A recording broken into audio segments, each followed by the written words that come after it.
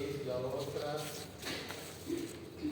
manifestación o el otro trastorno de la inflamación y luego cicatrización de la válvula, o sea, lesiones crónicas. También hay insuficiencia en la fase aguda, también que no son más de la fase crónica.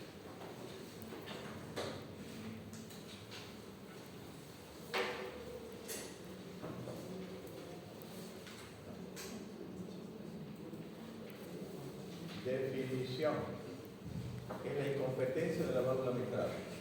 Incompetencia quiere decir que no ejerce su función, no hace lo que le corresponde hacer, cerrar la válvula en el momento de la sístole ventricular, incapaz de impedir que la sangre fluya desde el ventrículo izquierdo a la aurícula izquierda. Decir que fluya quizás era mejor para entender para ustedes, decir que refluya, ¿no? Reflujo hacia atrás desde el ventrículo izquierdo a la aurícula izquierda, porque no fluye generalmente del ventrículo izquierdo a la aurícula izquierda, sino fluye de la aurícula izquierda al ventrículo izquierdo. Así estaba en el texto. Entonces, pero nosotros tenemos que ver todos los textos con autocrítica. No es nomás aceptar lo que dice, ni de la ira, que tiene errores. Entonces, que refluya sangre del ventrículo izquierdo a la aurícula izquierda durante la sístole. Eso lo tienen que tener en la cabeza, porque después se equivocan. Cuando uno habla de estenosis o de insuficiencia, ustedes ahí no saben el soplo en qué momento se produce. Pero primero es porque no han leído bien el ciclo cardíaco, no lo saben. La mayoría que yo, por experiencia, ojalá que yo me equivoque. Si no se sabe la fisiología, la patología es más difícil de entenderla. Etiología y tipos. El 50% de los casos de insuficiencia mitral de origen reumático es sí una causa frecuente, pero actualmente ya no es tan frecuente, ya es raro. Pero en el caso del tipo de patología que es inflamatoria, es la más frecuente. Y se produce por retracción y distorsión de las valvas, y a veces se calcifica. Lo mismo hemos dicho en esta cosa, estamos repitiendo. Hay fusión y acortamiento de las cuerdas tendinosas, porque la inflamación es de todo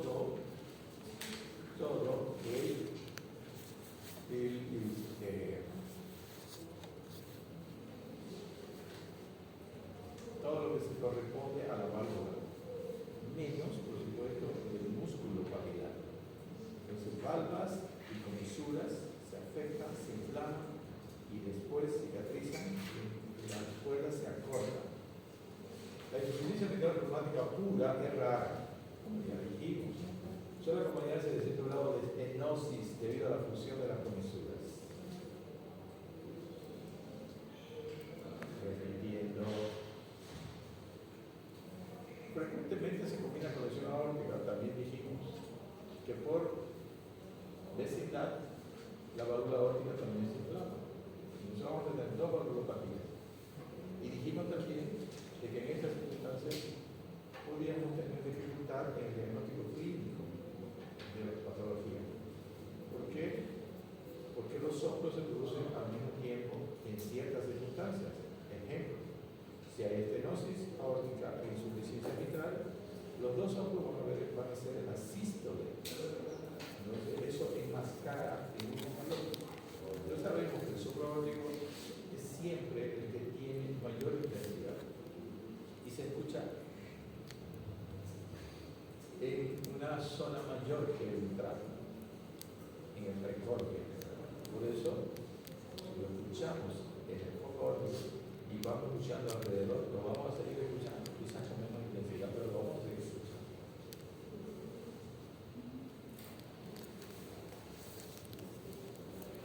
La lesión es importante, puede detectarse de los primeros brotes de fiebre reumática. Es importante que ustedes recuerden de que cuando se produce una miocarditis en la fiebre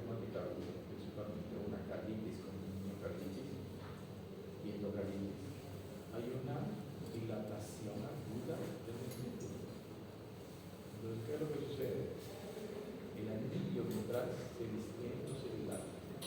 Por consiguiente, la válvula se va a separar a comisura y ahí hay una incompetencia. Todavía no tiene las alteraciones de la etapa crónica del Schack, va a dar un soplo sistólico reivindicativo mitral. Entonces, en la etapa aguda, ¿qué soplo vamos a tener? De insuficiencia, de estenosis, no, por esta causa. ¿Por qué? Porque necesita cicatrizar y para eso necesita un tiempo. En forma aguda va a ser insuficiente. Desde los primeros brotes de diagnóstico trata con estenosis mitral pura que se hace evidente en forma más tardía, que es más frecuente en el hombre y la lesión que más predispone en endocardititis infecciosa. La insuficiencia mitral entonces es más frecuente en el hombre, la estenosis es más frecuente en la mujer y es la que más predispone a endocarditis infecciosa. ¿Qué quiere decir esto? Todas las válvulas lesionadas, cualquiera de las válvulas, va a estar más predispuesta a recibir otra complicación que generalmente es endocarditis, que no solo por bacterias, es por otro tipo, hasta por hongos.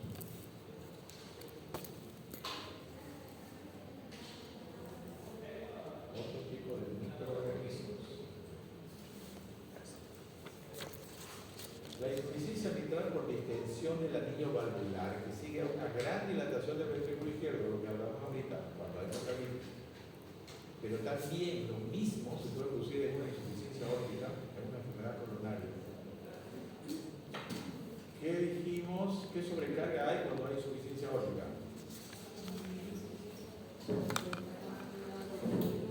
Sobrecarga de volumen. ¿Y qué tipo de disfunción va a dar? Sistólica. Porque inicialmente tiene capacidad de contracción, pero posteriormente, cuando se pierde esa capacidad, entonces no va a tener capacidad de contracción porque está dilatado. Entonces, esa es otra causa de insuficiencia mitral, distensión del anillo en la insuficiencia aórtica. Y en la enfermedad coronaria, cuando hay un infarto, por ejemplo, o una isquemia importante, y el sobre el músculo papilar, infarto anterior o isquemia anterior, el músculo papilar anterior no tiene la capacidad de contraerse porque no tiene la suficiente cantidad de oxígeno ni de nutrientes. Entonces no trabaja como debería ser y deja que la rueda tendinosa prolapse con la válvula, prolapse hacia la aurícula. Entonces deja una abertura y hay una regurgitación. Esa es la explicación. La ruptura o perforación de válvulas y cuerdas tendinosas, disfunción de músculos papilares puede causar insuficiencia mitral aguda. Ruptura o perforación de válvulas, ¿cuándo hay? Ruptura puede haber en un traumatismo directo, raro, un choque de moto o algún otro accidente, un golpe directo en el pecho. Puede haber ruptura de la válvula, es raro, pero puede. Y disfunción de los músculos papilares, como dijimos en los problemas isquémicos. Esto causa insuficiencia mitral aguda. Y ruptura de cuerdas también puede haber en la endocardititis infecciosa. En el infarto agudo del miocardio es frecuente que la zona cinética o aneurismática, es decir, la cinética, que la zona que se infarta no tiene movimiento, asinética, sin movimiento. O aneurismática ventricular, quiere decir posterior al infarto, se produce un tejido de regeneración, un tejido blanco, y ese tejido se distiende a veces y forma un aneurisma. Esto produce un desplazamiento en el músculo papilar, cambia de posición, y por lo siguiente su función de verse se modifica un poco y produce una insuficiencia mitral.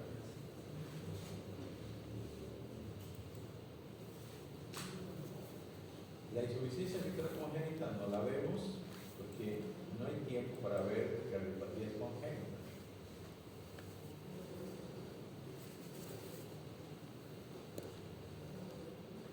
Esto sí, la calcificación anular mitral es rara también.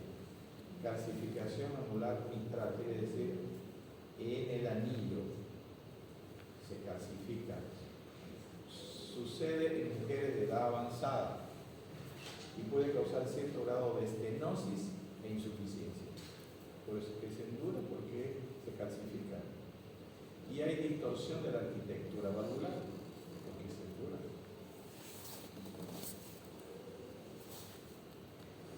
Aquí tenemos lo que se llama el prolapso de válvula mitral. Así, en forma resumida.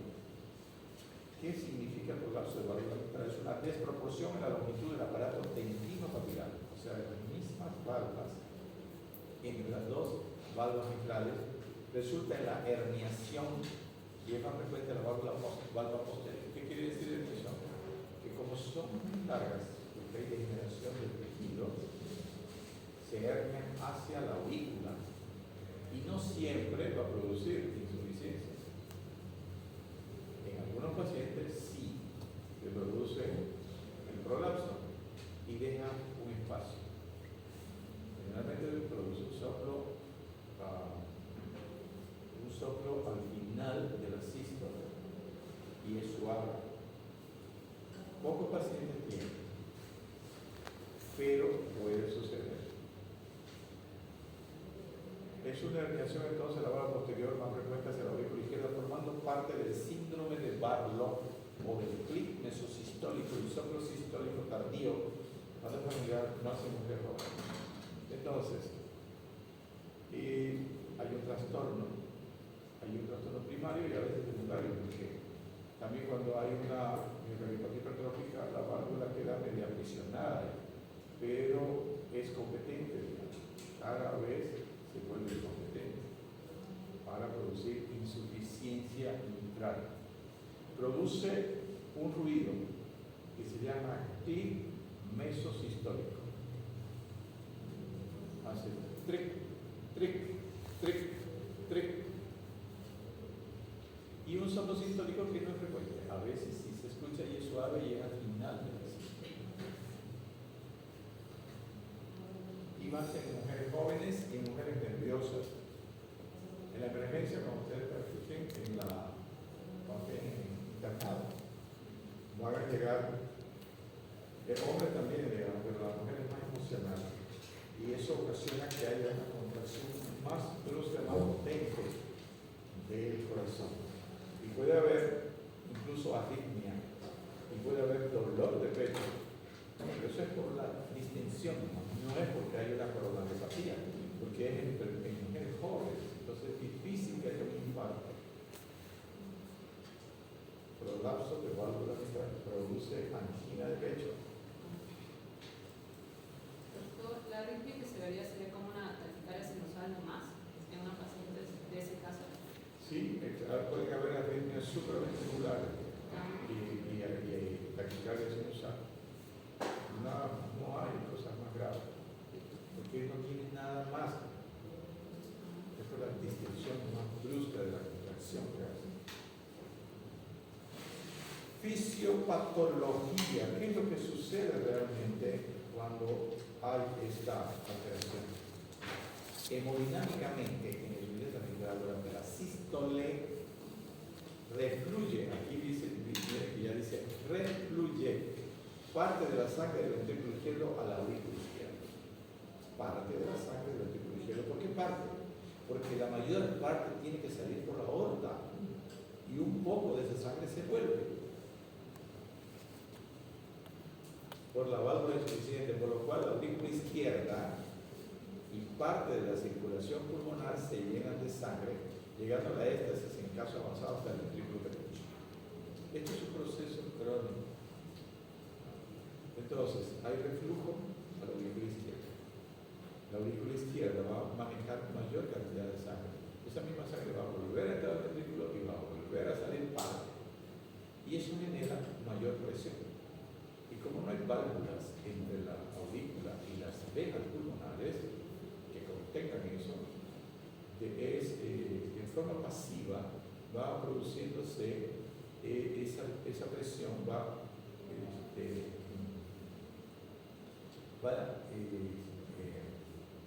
manifestándose hacia atrás hasta llegar al pulmón. Y aquí dice, en caso avanzado, hasta el ventrículo derecho. ¿Por qué?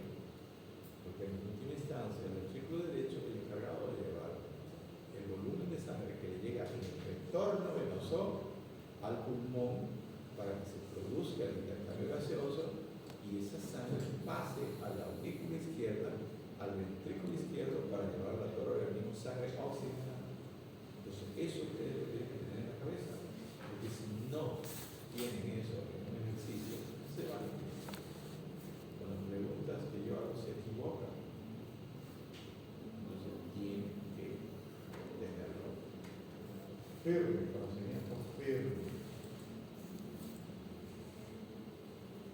Consecuencias importantes de la insuficiencia. ¿Qué ocasiona la insuficiencia ventral en el corazón? ¿Cuáles son los cambios o la repercusión o los efectos de la insuficiencia ventral en el corazón en general? Fíjense que cuando era estenosis teníamos un trastorno de la aurícula izquierda solamente hacia atrás. Ahora tenemos ya el ventrículo izquierdo formando parte del problema. Entonces del ventrículo izquierdo hacia atrás. Ventrículo izquierdo, aurícula izquierda, venas pulmonares, pulmón, arteria pulmonar, ventrículo derecho, inicialmente. Porque cuando falla el ventrículo derecho, ahí tenemos aurícula derecha, circulación venosa periférica. Entonces, consecuencia: 1. Dilatación de la aurícula izquierda, que recibe sangre de la vena pulmonar y del ventrículo izquierdo durante la sístole por la válvula insuficiente. Aquí parece que la vena pulmonar participan de la sístole. Hablando de la aurícula izquierda que recibe sangre de la sístole ventricular que refluye hacia la aurícula, pero que también normalmente recibe sangre de la vena pulmonar. Entonces recibe de dos vertientes. 2. La dilatación primero y la hipertrofia después del ventrículo izquierdo. ¿Qué tipo de hipertrofia tiene este ventrículo? ¿Vamos? Excéntrica, porque es una sobrecarga de volumen excéntrica. La dilatación primero y la hipertrofia después del ventrículo izquierdo, dice después, pero es al mismo tiempo.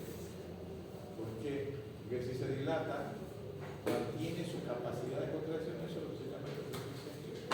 Porque para diferenciar de la dilatación ya al final del proceso de todas las patologías cardíacas, todas, hasta la hipertrofia concéntrica, se van a dilatar. Y esa dilatación final ya es una dilatación con adelgazamiento importante de la pared del ventrículo y sin capacidad de contracción. Ahí hay una insuficiencia cardíaca. La dilatación primero y la hipertrofia después del ventrículo izquierdo, porque el aumento del flujo que vuelve de la aurícula izquierda durante la diástole, además de dilatarlo, le impone lanzar un volumen de sangre mayor. Entonces, sangre que regurgita y sangre que vuelve. Sangre que regurgita en mayor cantidad en la aurícula de la que debería haber, baja el ventrículo. El ventrículo maneja una mayor cantidad de sangre. Se contrae, tiene que salir por la aorta. Sale bastante cantidad por la aorta, porque tiene capacidad de contracción. Y el corazón está hecho para que tenga facilidad para salir. Pero ¿para dónde también se va a ir? Se va a ir para atrás. ¿Por qué? Porque para atrás hay menor presión.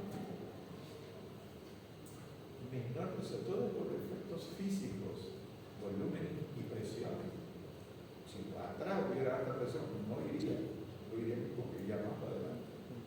Pero adelante tenemos una aorta con una resistencia sistémica mayor. ¿No? Entonces, es eso, ¿no?, lo que hay que pensar y razonar. Es simple. Otra consecuencia es parte entonces de la sangre va a la aurícula izquierda y parte a la circulación sistémica. Ello lo hace hiperdinámicamente. ¿Qué quiere decir? El ventrículo grande con capacidad de contracción tiene un movimiento bastante amplio. Como yo le dije, ¿se recuerda? El modo F. Entonces, el asístole casi se junta. O cuando se lo toma así en un solo punto, va a ser así, ¿no? Casi se junta.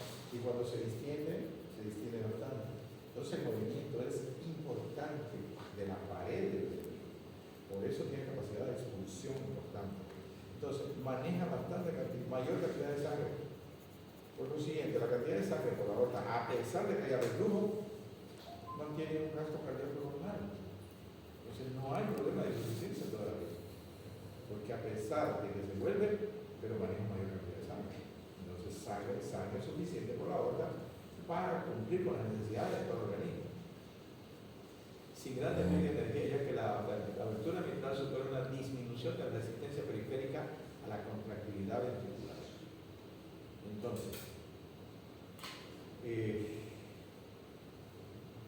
ventrículo se contrae, expulsa hacia la aorta bastante cantidad normal, gasto cardíaco normal, maneja mayor cantidad de sangre, tiene un volumen diastólico final aumentado, precarga aumentada, pero también regurgita parte hacia la aurícula izquierda y no le da mucho problema porque hay poca resistencia central.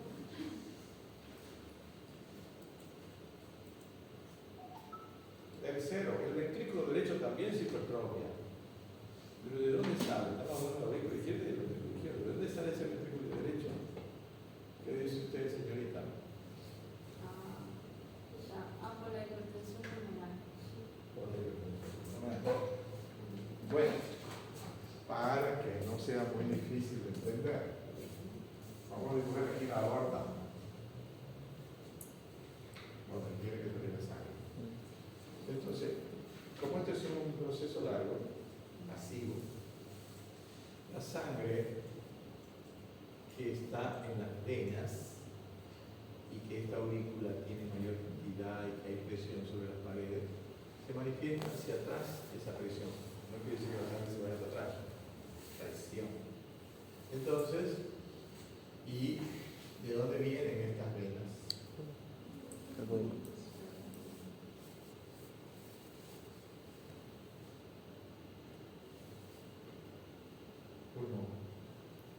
Entonces, esa sangre que disminuye su velocidad, porque hay regurgitación, porque hay mayor presión en la aurícula,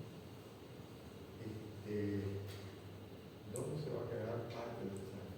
¿Dónde se va a acomodar? Porque no pasa toda la que debería pasar, entonces por esa presión se queda algo, se queda en los pulmones porque es una esponja y no tiene tanta presión. Entonces congestiona el pulmón poco a poco. Y los vasos se van a sufrir alteraciones en la pared y va a aumentar la presión en el pulmón, va a ser una hipertensión pulmonar, o una resistencia primero, después una hipertensión. Y después la arteria pulmonar que sale del ventrículo derecho, bueno, sale por aquí,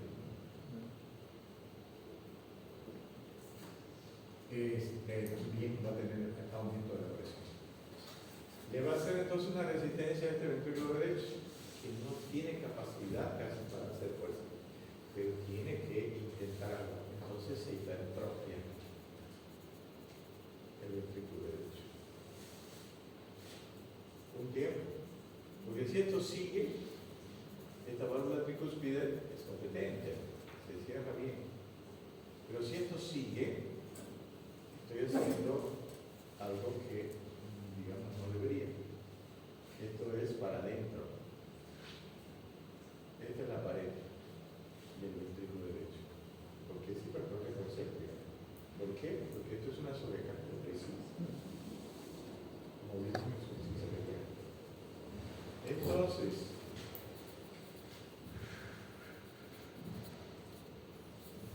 con el tiempo, este ventrículo izquierdo ya no va a poder más hipertrofiarse. Se va a dilatar. ¿Qué va a ocurrir con la tricúspide?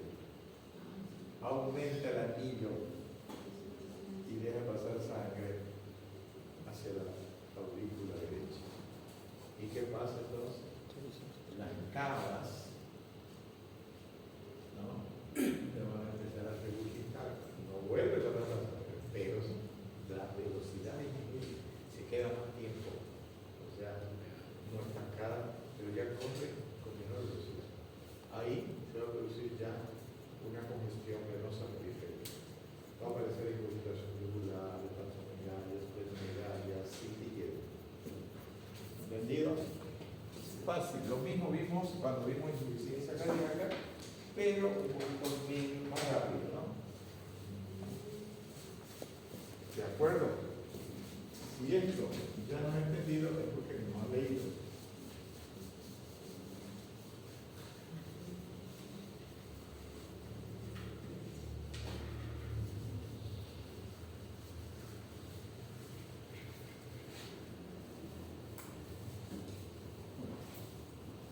Yo tengo que pensar para hablar. Parece demasiado obvio, ¿no? Pero, digo yo tengo que pensar porque explicando, si yo no pienso, me equivoco también. Porque así es la cardiología. De memoria no se puede, se pierde. Muy bien, entonces. El ventrículo derecho también se hipertrofia para vencer la éstasis masiva que la lesión ventral impone a la circulación. Mientras el ventrículo derecho puede realizar esta tarea, el trastorno circulatorio permanece limitado a él. Se hipertrofia y él puede seguir manteniendo ese flujo hacia el pulmón para que vaya al lado izquierdo del corazón, sin propagarse a la aurícula derecha, ni ocurrir ingurgitación de las venas y su afluente cervical y hepática. Mientras el ventrículo derecho tiene la capacidad de contracción y empuja la sangre, no hay problema.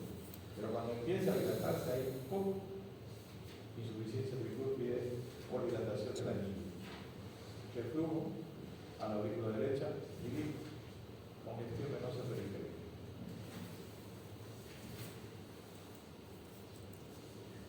Para lo clínico, los signos clínicos preceden a los síntomas, como vimos, ¿no?, en la valvulopatía son los soplos. Y no siempre cuando se inicia van a haber síntomas, generalmente son los signos. Y los signos los escuchan los médicos, el soplo lo escucha el médico. El médico que está preparado para auscultar y para escuchar. Igual que la estenosis mitral son los signos, entonces los que nos dan la evidencia de una valvulopatía. En los casos de insuficiencia importante, el soplo sistólico puede ya estar presente desde el primer brote, como ya dijimos, de insuficiencia. El curso clínico desde el momento de aparición de los síntomas de insuficiencia ventricular izquierda, disnea, es parecido a la estenosis mitral, aunque menos episódica. Es raro que le dé agudo el pulmón. Quiere decir que en la estenosis mitral la persona, especialmente en la primera fase o la primera etapa, no siente casi nada. En la segunda etapa algo, pero todavía la persona no le da importancia generalmente porque es joven. Pero cuando hace algún esfuerzo brusco, ahí puede morirse porque tiene un edema agudo del pulmón. En cambio, esta es más progresiva, de a poco. Ahora es episódico, puede en cualquier momento agravarse.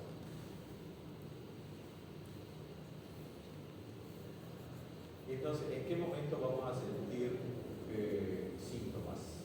Cuando la congestión del pulmón se importante. Por eso dice, los síntomas de insuficiencia ventricular izquierda. ¿Cuáles son los síntomas de insuficiencia ventricular izquierda?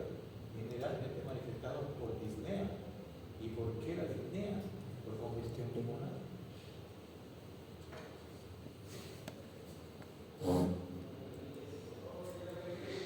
En la insuficiencia mitral, cansancio, que está entre paréntesis fatiga, que ya yo creo que les he hablado de eso, de fatiga y cansancio, que no es lo mismo, pero los libros lo ponen así.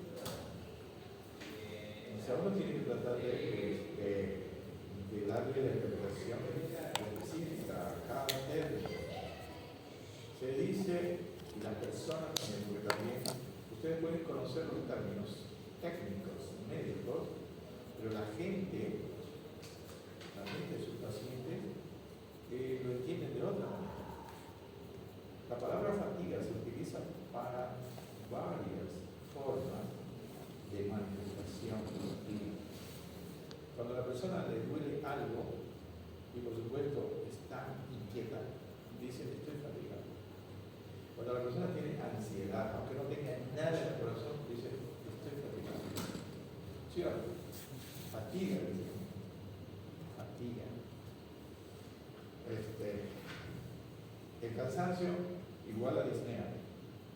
Cansancio igual a disnea. Pero disnea igual a fatiga. No. Entonces por eso tienen que tratar de entender para ustedes y cuando los pacientes también les informen de sus síntomas. Fatiga para mí tiene más relación con el cansancio, más que todo físico, muscular, pero no porque haya hecho mucho esfuerzo. Si una persona que está acostada por una enfermedad, no come bien y se levanta y no tiene ánimo, se siente fatigada, que camina y se siente como cansada, pero no es un cansancio por falta de aire siempre, es un cansancio porque no tiene energía y se fatiga cuando camina. Pero otro tipo de cansancio, ¿no? No es la disnea típica de los problemas pulmonares. No sé, ustedes lo pueden interpretar, ¿no?, de acuerdo a sus conocimientos y a lo que investigan. Creo que les llamo la atención sobre eso, de que no es sinónimo para mí. Es frecuente por disminución del débito cardíaco. Entonces, ¿qué hace la disminución del débito cardíaco? El débito cardíaco es la cantidad de sangre que tiene que llegar especialmente a la musculatura. Porque si la persona se mueve, los músculos son los que más gastan el oxígeno. Porque su metabolismo es en aerobiosis en general. Entonces, si no tienen el oxígeno necesario, no van a tener la capacidad de contraerse como la persona quisiera. Por eso cuando empieza la persona, después de una enfermedad más o menos larga, donde no se ha alimentado bien, camina despacito, ¿no? En parte porque se desequilibra. La persona que está más de 24 horas acostada también no puede tener mareo al levantarse, no porque tenga problemas en la cabeza o en el cuerpo o en los oídos, sino porque uno se queda quieto y empieza a perder masa muscular. Más aún si una persona mayor. Las personas mayores, yo iba a decir perdemos, yo me siento joven, pierden proteína, ¿no?, todos los días si no hacen ejercicio. Entonces, por eso es que hay personas mayores, por ejemplo, esas personas que trabajan, digamos, en oficinas, así, ¿no?, que no hacen casi ejercicio y que se engordan el hombre, así, ¿no?, y hasta con barriga y altilas, ¿no?, porque no hacen ejercicio. Entonces, esa persona es más fácil de que tenga desequilibrio y se caiga. El otro día yo me caí allá en Mano Frutos, pero fue porque hice un mal movimiento y me caí de verdad, ¿no? A veces uno se cae pero sabe cómo va a caer. Me caí de verdad porque me puse las piernas mal y me empujaron. Qué porrazo, me dio vergüenza. Como mi amigo Alcázar, no me juega. Entonces sí que es importante. Yo estaba pensando que quizás se podría hacer algún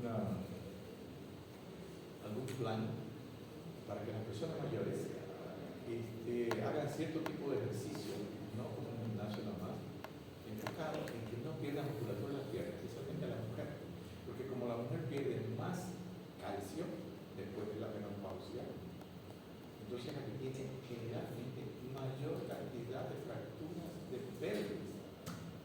Y la fractura de pelvis es realmente un gran trastorno en la vida de la mujer. La persona además de 60 años y muchas veces ya le apura su declive total. Entonces no hacemos ejercicio suficiente. Entonces, es frecuente esa fatiga por débito, disminución del débito cardíaco. ¿Qué quiere decir esto? Hipoperfusión de órganos. Examen físico, la onda pulsátil carotidia es muy activa y rápida. En el examen físico, y ustedes saben, han llamado semiología, que ustedes lo acuestan al paciente y empiezan a ver desde la cabeza hasta los pies.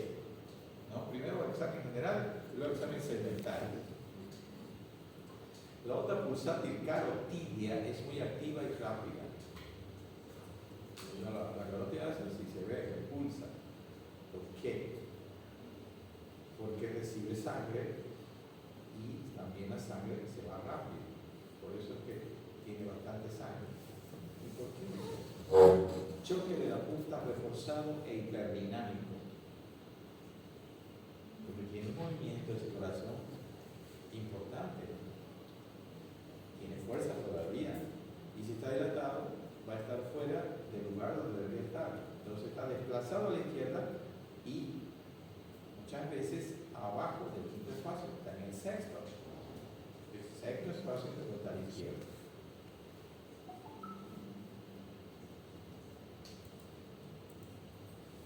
La auscultación.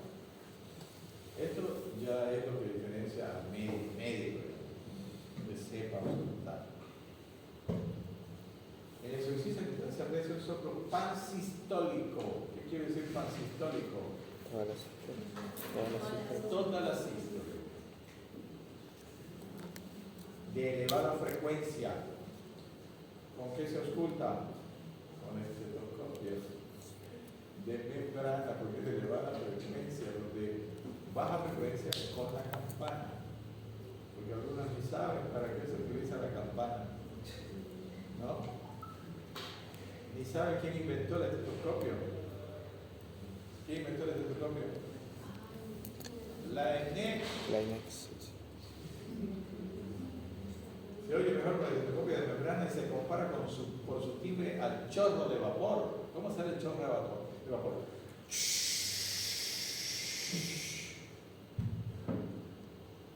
En el máxima intensidad a nivel del ápex, la punta, y se propaga hacia la axila. Es fuerte y largo. Claro, es fuerte y largo porque fuerza el corazón, el ventrículo, y es largo porque hay bastante sangre que fluye. Si no hay taquicardia, porque si hay taquicardia no va a ser tan largo. Tercer ruido, presencia de tercer ruido. ¿Por qué hay tercer ruido?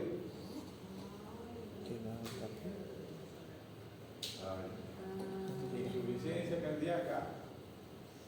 Tercera bulla. Galope ventricular. ¿Cómo? Galope ventricular, ¿sí? Y aquí no hay galope todavía. Llenado rápido. Pero ¿por qué? No es solamente. A veces he preguntado, ¿por qué se produce el tercer ruido? Por el llenado rápido. Todos tenemos llenado rápido. ¿Sí o no? Y no tenemos tercer ruido. Entonces hay algo más. ¿Por qué se produce el cuarto ruido? Por la contracción auricular. Y todos tenemos contracción auricular y no tenemos cuarto ruido. El tercer ruido es fuerte en la mayoría de los casos y viene seguido de un soplo mesodiastólico corto. Es histórico y hay un soplo mesodiastólico corto por el gran flujo mitral. Como sube, refluye, más la que le llega a la aurícula, soplo sistólico regurgitativo. Baja, llenado rápido, hay un soplo. ¿Por qué? Porque como hay cantidad exagerada de sangre, la válvula, por más que no esté estenosada, queda chica para la cantidad de sangre. Entonces es un soplo por aumento del volumen de sangre que pasa por una zona. Definición de soplo.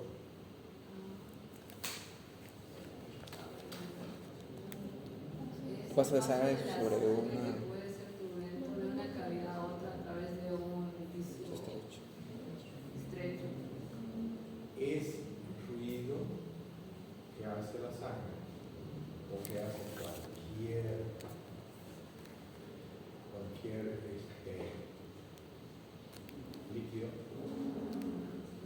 pasa de una cavidad a otra cavidad por una zona más estrecha. Generalmente, aunque ahora no estamos muy bien, yo lo comparo para que se pueda con el fútbol, ¿no? Cuando juega Oriente, va altísima gente. Las puertas del estadio son las mismas. Entonces, al salir la gente está a punta, digamos, no sé, se golpea, se roza. Cuando juega Blooming son 4 gatos que salen, no hay soplo. Con la disculpa a los bluministas que están más o menos ahora, ¿no? Pero yo digo, ¿de dónde sale la plata?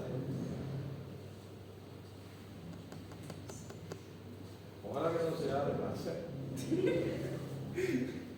Entonces, seguido de un sol con el sol, efecto corto por el gran globo mitral. Estos dos signos juntos, débil primer ruido, indican que la insuficiencia mitral está importante. 3 elementos de aquí. ¿Por qué débil el primer ruido? Tiene abajo. ¿Y por qué se produce el primer ruido? Tiene la válvula auricular ventricular. Entonces, ¿cuántos componentes tiene el primer ruido? ¿Cuáles son? Mitral y tricúspide. Entonces solamente va a ser el golpe de la tricúspide y de la mitral no va a ser tan fuerte. Por eso disminuye la intensidad del primer ruido. Como decía mi profesor de neurología. El segundo ruido puede estar ampliamente desdoblado. Y mi profesor de cardiología era el doctor. Bueno, mis estimados amigos,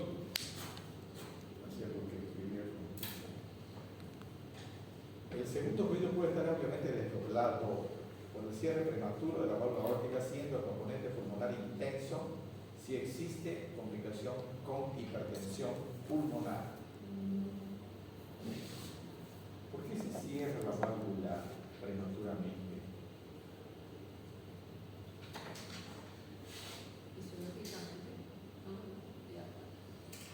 Tiene que haber físicamente, hay algo, ¿no? Que se cierra. Sale tanta sangre, ¿no? Que aumenta la presión rápidamente y como no demora la contracción es digamos, brusca y corta, la sangre vuelve y tapa la válvula aórtica rápidamente, ¿sale? ¿Por qué? Tiene pared elástica la aorta, ¿no? ¿Sale? Y entonces esa elasticidad se detiene y también vuelve a lo normal. En la sangre retrocede y tapa, hace que se cierre la válvula. Entonces, aquí hay algo que, digamos, se podría para ustedes interpretar mal, no lo van a entender. Pero vamos a hacer el siguiente ejercicio. La aorta se cierra antes de tiempo, por ese mecanismo. No hay todavía hipertensión pulmonar. No hay. Entonces la pulmonar se cierra en el momento que debe cerrarse. Si se adelanta la aorta y la pulmonar se cierra cuando debería cerrarse, el espacio entre una y otra es mayor. Por eso que se escucha que se dobla más. Entonces hace tum, trac, tum, trac, tum, trac, tum, trac. No hace tum, trac, tum, trac, tum, trac, tum, trac, tum, trac. Claro, normalmente el segundo ruido se desdobla. Fisiológicamente se desdobla o no. ¿Por qué se desdobla? En la inspiración ¿Por qué? aumenta el retorno venoso. Porque se produce en ese momento el retorno venoso. Hay aumento. Hay disminución de la presión intraocular.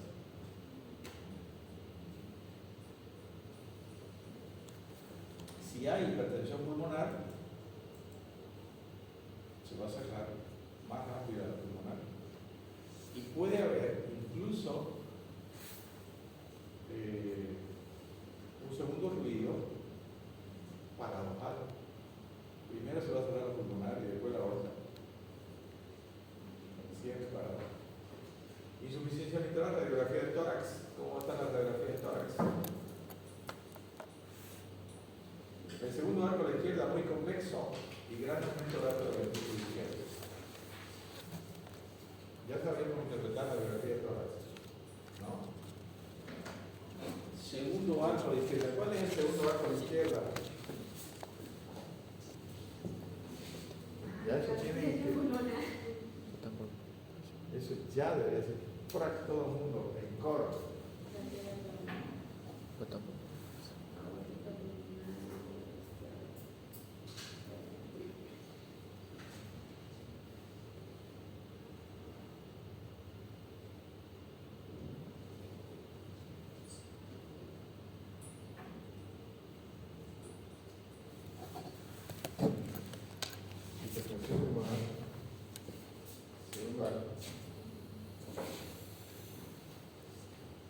Muy convexo, gran aumento del arco del ventrículo izquierdo, que no lo he hecho muy grande, porque el ventrículo izquierdo y la aurícula izquierda están grandes, porque manejan mucha cantidad de sangre. El electrocardiograma es poco expresivo, hay hipertrofia ventricular y sobrecarga diastólica izquierda, famosa Q ancha, R alta y T positiva puntiaguda, E precordiales izquierda y P mitral si no hay FA.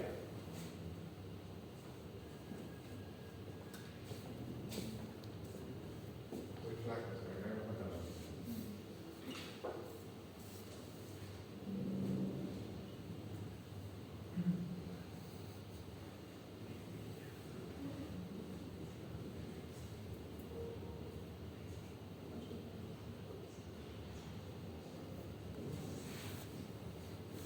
Sobrecarga diastólica,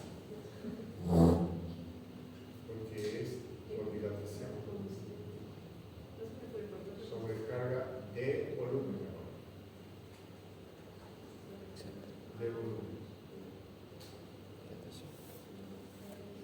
Que es parecida a la sobrecarga sistólica, solamente que la sobrecarga de presión con hipertrofia, solamente que aquí la T, ahí es T descendente y T negativa.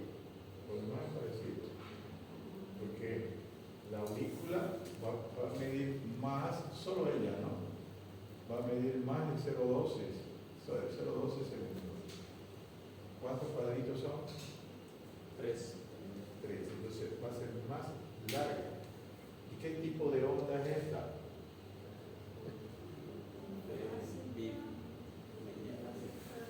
Y llevamos electro ya, ¿no? La teoría dice, se lleva en clases la teoría y en la práctica tienen que saber. ¿Qué tal si tomo oral en la práctica en el día? ¿Qué pasa?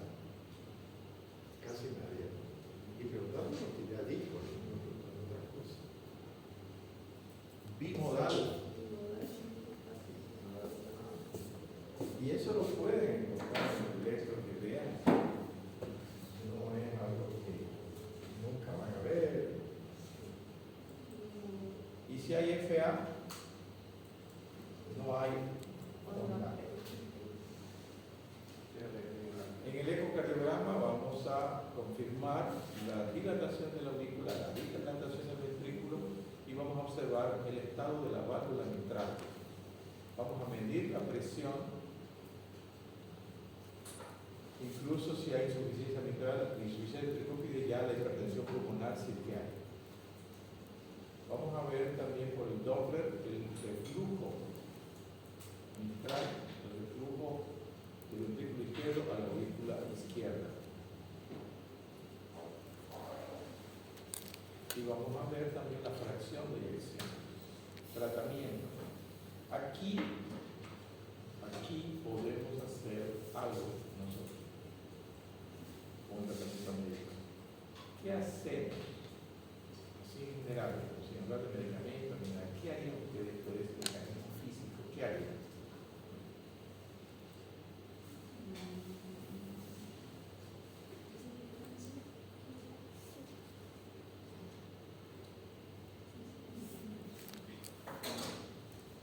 ¿Qué ¿Cuál sería su objetivo de ustedes para disminuir las consecuencias de una insuficiencia mitral y que el corazón no se altere más? O sea, no empeora muy rápido.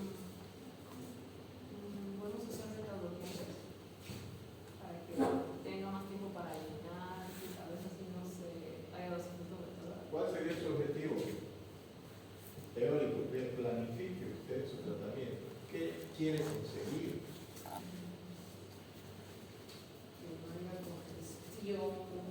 Lo que hay que tratar de conseguir es que disminuya el reflujo.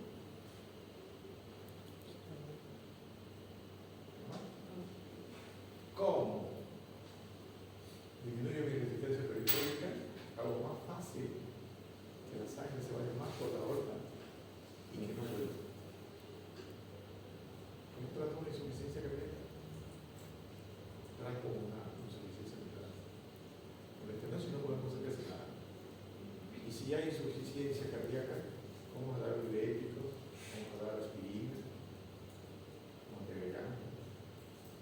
Y si hay FA que empeora el cuadro, voy a tratar de controlarla con beta-bloqueadores, amiodarona y garanticulante. Diuréticos, digoxina puede ser, beta-bloqueadores, amiodarona, vamos a usar otro tipo de trasístoles. Pero el objetivo es disminuir el reflujo, porque eso es lo que nos está ocasionando todos los problemas. Y es disminuyendo la resistencia periférica para que la sangre se vaya más para adelante que para atrás. ¿De acuerdo? Y luego hay que hacer una. Y si tiene hipertensión pulmonar, le damos Viagra. ¿Están de acuerdo o no? ¿Qué Viagra le damos? Aunque sea mujer. Yo uso más tadalafilo porque para mí tiene una acción más retardada. De 5 miligramos y 20 miligramos de tadalafilo, una vez al día.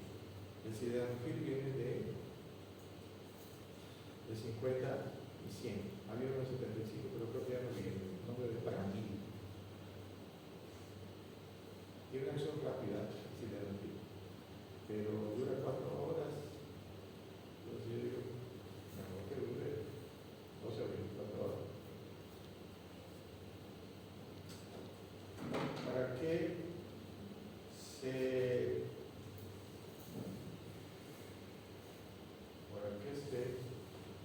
sintetizó el Viagra? ¿Cuál era su objetivo principal?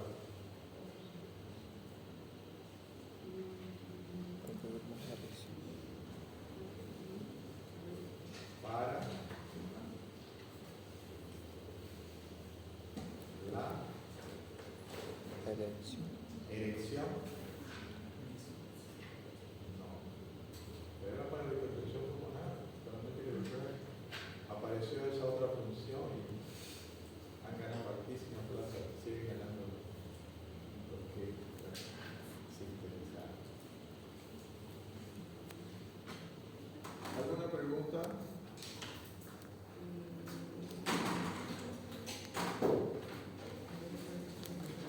Nada.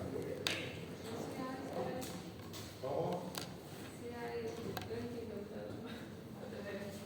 No escuché. entonces, doctor, el tercer ruido sería, para comenzar, sería protodiastólico. Es protodiastólico, Ajá, por es eso no puede ser protodiastólico. ruido. Ajá. Que Entonces si es sería- terodiastólico es 4. Ajá. Ya.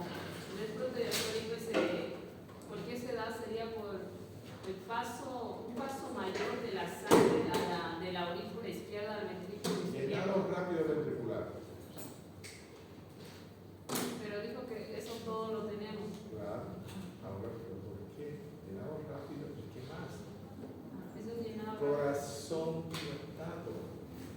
En este caso, ¿no? Puede haber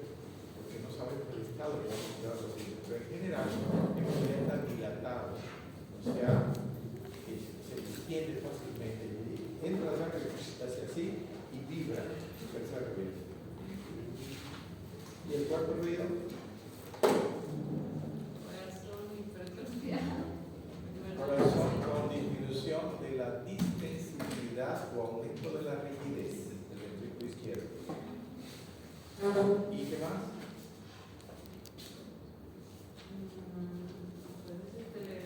Contracción auricular.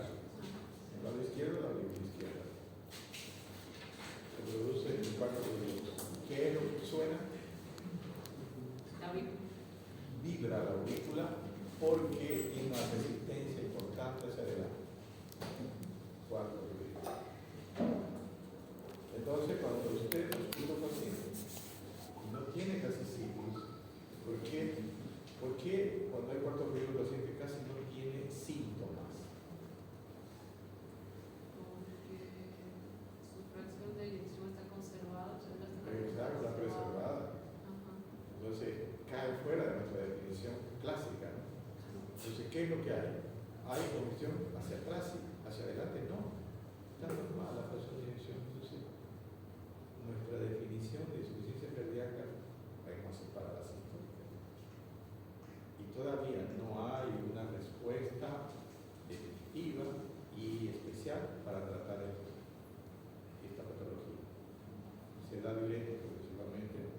Y yo doy beta bloqueadora, porque yo pensé que estaba en lo cierto, pero escuché ya charlas así, científicas, que dicen que no es tan así, ¿no? Pero para mí sí. Para mí sí, porque ¿qué es lo que se consigue? Si está hipertrofiado generalmente por hipertensión, entonces yo disminuyo la frecuencia. Y si disminuyo la frecuencia, voy a obligar a ese ventrículo a que por lo menos le dé un poco de más de espacio a la sangre, que no se quede ahí. ¿No le parece? Porque hay que buscar algo que haga que ese ventrículo sea un poquito más distensible.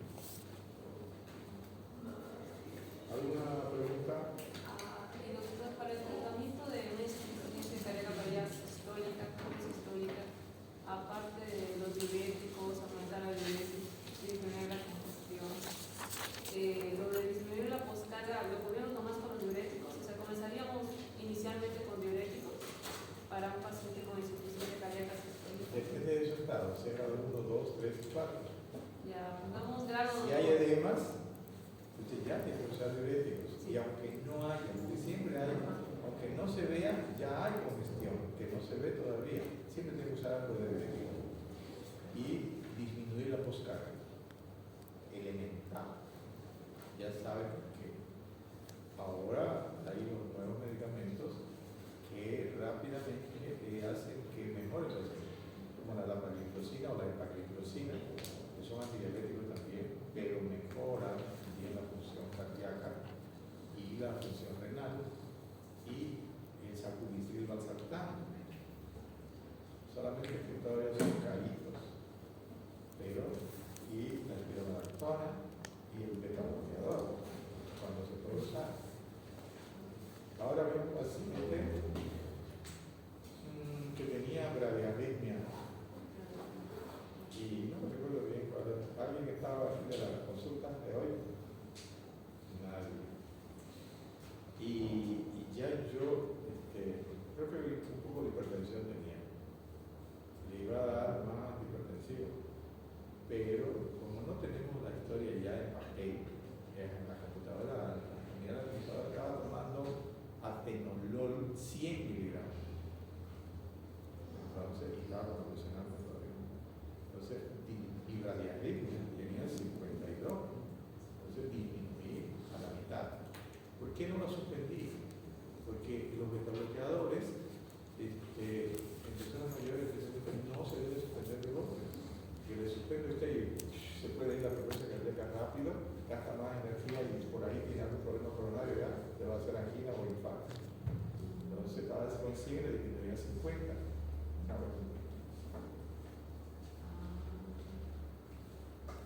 Entonces, nos vemos el martes. Vamos a pasar ya estenosis aórtica. Y el jueves